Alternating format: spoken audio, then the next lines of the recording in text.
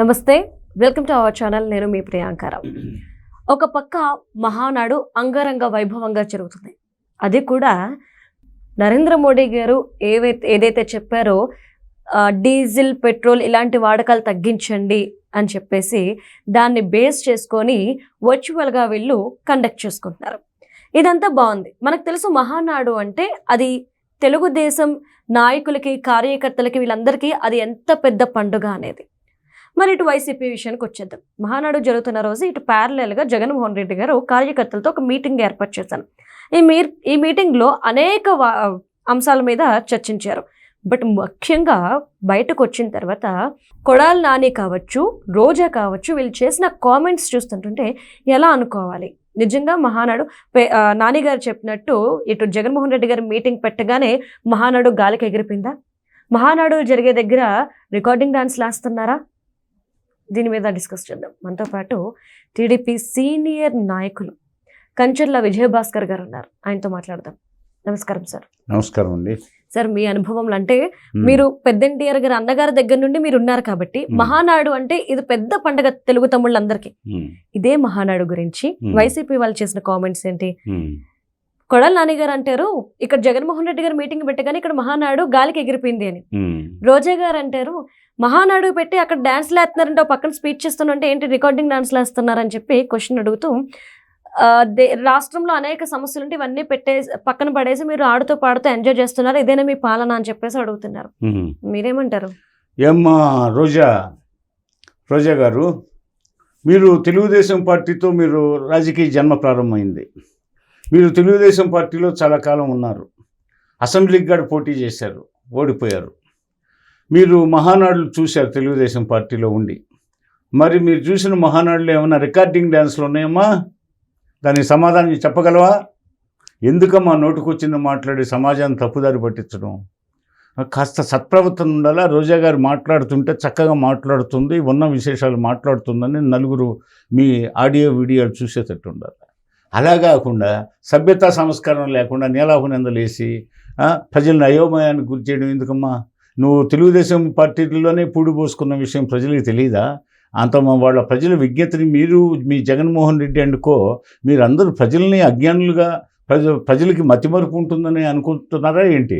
పోతే కొడాలి నాని బూతుల మంత్రిగా, అసలు బూతుల మంత్రి రాష్ట్ర చరిత్రలో మొట్టమొదటి బూతుల మంత్రిగా ముద్రపడిన విషయం తెలీదా?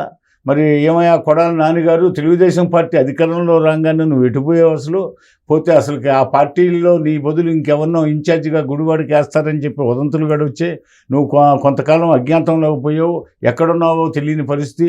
నీ నిరంతరం నువ్వు నీకు కలల్లో కలవరిచ్చేవాడు అంట. పోలీసులు వచ్చారు తలుపు తడుతున్నారని చెప్పేసి మరి ఈ కలవరింతలు నుంచి మళ్ళా కలవరిచ్చి నువ్వు మెంటల్ వచ్చిందని ప్రచారాలు జరిగాయి. అదేవిధంగా నీ గుండెపోటని ప్రచారం చేసుకున్నావు. అదేవిధంగా గుండె ఏదో బైపాసో లేకపోతే ఏదో ఆపరేషన్ జరిగిందని చెప్పేసి కొన్నాళ్ళు ప్రచారం జరిగింది. మళ్ళా ఆ శస్త్రచికిత్సల అనంతరం నువ్వు రెస్ట్ తీసుకుంటున్నావు అన్నారు. ఆ విధంగా నువ్వు ఇంటికి పోలీసులు రాకముందే, నీ మీద కేసులు బుక్ చేయకముందే నువ్వు మరి ఇంత తారుమారైపోయి తీన్తారైపోయి పోతే ఈరోజు మరి నువ్వు 2 సంవత్సరాల తర్వాత మళ్ళా తెర మీదకి వచ్చేసి నీ పాత ధోరణి మార్చుకోకుండా అసలు ఒక్కసారి మరి 40,000 పైచిలు కోట్లతో ఎందుకు ఓడిపోయామా? అసలు మా జగన్మోహన్ రెడ్డి నిరంతరం మేము కీర్తించే పులిగడిగిన ముత్యంగా నువ్వు ఎవరినైతే భావించావో ఆ వ్యక్తిని, మిమ్మల్ని, అందరినీ ప్రజానీకం మీ దౌర్జన్యాలు, దాడులు, దాష్టీకాలు, పోతే బూతు పంచాంగాలు, బూతు పురాణాలు వినలేక, పోతే అక్రమాలు భరించలేక మిమ్మల్ని ఎప్పుడు సాగనంపుదామని 2024 ఎన్నికల్లో ప్రజలు ఇచ్చిన తీర్పుకి మీరు బెంబేలు ఎత్తిపోయి పరారైపోయిన విషయాలన్నీ మర్చిపోయి మీ దెబ్బకి మీరు వచ్చి ప్రెస్ మీట్లు పెట్టంగానే, మీ జగన్ రెడ్డి వచ్చి ప్రెస్ మీట్లు పెట్టంగానే పోతే మహానాడు గాలి కొట్టుకుపోయిందా? మహానాడు గాలి కొట్టుకుపోయేది నువ్వు ఏ పార్టీలో పుట్టావు? ఎక్కడ పుట్టావు? పోతే అసలు నిన్ను ఎమ్మెల్యేం చేసింది ఎవరు? మరి నువ్వు వ్యక్తిగత కోపాలు, మీరంతా వ్యక్తిగత కోపాలు పెట్టుకొని తెలుగుదేశం పార్టీ లాంటి పవిత్రమైన పార్టీ మీద నిందలేస్తారా? అదేవిధంగా తెలుగు జాతి కలలుగని తెలుగు జాతి ఆత్మగౌరవానికి పోతే ప్రతీకగా నిలిచినటువంటి తెలుగుదేశం పార్టీ మీద నిందలేస్తారా? మీరు ఈ విధంగా దుష్ప్రచారం చేస్తే ప్రజలే చీపుర్లు తీసుకొని చాటలు తీసుకొని మన తెలుగు మహిళా లోకమే మీ మీద ఉరికే రోజు వస్తుంది. పోతే నువ్వు ఇంకా ప్రవర్తన మార్చుకోకపోతే మీరంతా పెద్ద ఆంబోతులు అనుకుంటున్నారా? గ్రామాల్లో ఆంబోతులను వదిలేస్తారు. ఆ విధంగా ఉంది ఇష్టారాజ్యంగా మీరు ప్రవర్తించడం. అంటే మిమ్మల్ని మీ యొక్క ఆరోపణలు, మీ యొక్క బూతు మాటలకి, అన్పార్లమెంటరీ వర్డ్స్కి మిమ్మల్ని అరెస్ట్ చేయొచ్చు న్యూసెన్స్ యాక్ట్ కింద. అదేవిధంగా మీరు చేసిన అవినీతి, దోపిడీలు పరాకాష్ఠకి చేరాయి. అయినా కూడా ఓర్పుతో చట్టం తన పని తాను చేసుకోవాలా. మీరు ప్రజాస్వామ్య వ్యవస్థలన్నింటినీ నిర్వీర్యం చేశారు. కాబట్టి మేము అదే పని చేయకూడదు, మళ్ళీ తిరిగి ప్రజాస్వామ్యాన్ని పరిమళింపజేయాలా అనే కారణాలతో మేము వెయిట్ చేస్తూ ఉంటే చట్టానికి వదిలేసి ప్రజాస్వామ్య స్ఫూర్తిని మళ్ళీ తీసుకురావాలనే సహనంతో ఉంటే అది చేతగానితనంగా భావిస్తూ మీరు ఈ ఇష్టారాజ్యంగా ప్రవర్తిస్తే మీకు ప్రజలు తగిన రీతిలో జవాబు చెప్పే రోజు వస్తుంది. మీరు ఏమనుకుంటున్నారో రోజా గారు కానీ మీకు కానీ చెప్తున్నాం, మీరు అనవసరంగా మాట్లాడద్దు. మీ కోపతాపాలను పక్కన పెట్టండి. ఇది ప్రజాస్వామ్యం, ప్రజలే ప్రభువులు. ప్రజలు మీ బూతు మాటల్ని వినలేక, మీ అవినీతిని సహించలేక, మీరు నిరంతరం మీకు ఇచ్చిన శాఖలకు న్యాయం చేకూర్చలేక సబ్జెక్టు లేని అంబటి రాంబాబులు, మీరు రోజాలు మీకు సబ్జెక్టులు ఉన్నాయా? అసలు మీ మంత్రిత్వ శాఖలకు ఏం న్యాయం చేశారు? మీ శాఖల్లో మీరు సాధించిన ప్రగతి 5 సంవత్సరాలు. అసలు మీరు అసమర్థవంతులు. మీ యొక్క లోపాలని కప్పిపుచ్చుకొని మరి నిరంతరం చంద్రబాబు నాయుడు, లోకేష్ బాబు గారి మీద దాడి చేయడం, తెలుగుదేశం పార్టీ మీద దుమ్మెత్తిపోవడం, ఇదే మీ కర్తవ్యం. 2 సంవత్సరాల తర్వాత మళ్ళీ అడుగు పెడతావా? పోతే అసలు మహానాడు మీద కామెంట్ చేసే హక్కు మీకు ఎవరికి ఇచ్చారు? అది మా అంతర్గత విషయం. మేము నిర్వహించుకునే పండుగ.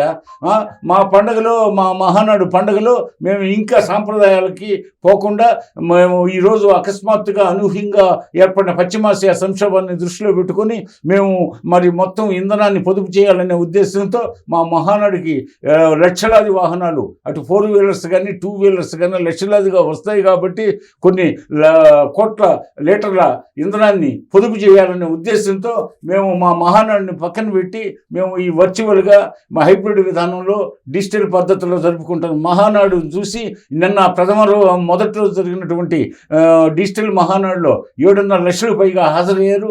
మళ్ళీ ఈరోజు సాయంత్రానికి కానీ పూర్తి రిపోర్ట్స్ రావు. మరి ఈ పరిస్థితుల్లో మీరు బెంబేలు ఎత్తిపోతూ మా యొక్క ప్రజారంజక పరిపాలన చూసి మీరు బెంబేలు ఎత్తిపోయి మాకు నిరంతరం పెరుగుతున్న ప్రజాదరణ చూసి ఓర్వలేక మీరు నిరంతరం ఈ విధంగా మాట్లాడతారా? మిమ్మల్ని సమాజం క్షమించదు. మీ అయిన వాళ్ళు ఆఖరికి మీ కుటుంబ సభ్యులే చెప్తారు మీ ప్రవర్తనే మిమ్మల్ని అంతఃపాత్రలను తొక్కేస్తుందని. మీ బిడ్డలే చెప్తారు, మీకు మీ శ్రీమతులే చెప్తారు, మీ అన్నదమ్ములే చెప్తారు, మీ బంధుమిత్రులే చెప్తారు మీ ప్రవర్తన కరెక్ట్ కాదని. తెలుసుకోండి, ఇప్పటికైనా తగ్గండి. తగ్గకపోతే మీరేమి అతి మనుష్య శక్తులు కాదు. మీరేదో ఆకాశం నుంచి ఊడిపడిన పవిత్రమైనటువంటి దేవతా పురుషులు అనుకుంటున్నారేమో. కాలం తగిన రీతిలో సమాధానం చెప్పబోతుంది. మీకు రాజకీయంగా శాశ్వతంగా సమాధి కట్టబోతుంది. పోతే వీటన్నిటిని దృష్టిలో పెట్టుకొని మీరు మీ పద్ధతులు మార్చుకోండి. మరోసారి ఇలాంటివి మాట్లాడకుండా ఉండేదానికి ప్రయత్నం చేయండి. అంతేగాని మీ దుష్ప్రచారాలను చూసి ఇక్కడ ఎవరు భయపడేవాళ్ళు లేరు. మీ మాటలకు విశ్వసనీయత లేదు. ఎవరు మీ మాటల ప్రలోభాలకి, ప్రభావాలకి గురయ్యేవాళ్ళు లేరు. కాబట్టి మీరు మీ యొక్క ప్రవర్తనని ఇకనైనా మార్చుకోకపోతే మీరు వచ్చే ఎన్నికలే మీకు చివరి అంకం అవుతుందని చెప్పి నేను తెలియజేసుకుంటున్నాను. Thank you so much sir. Okay.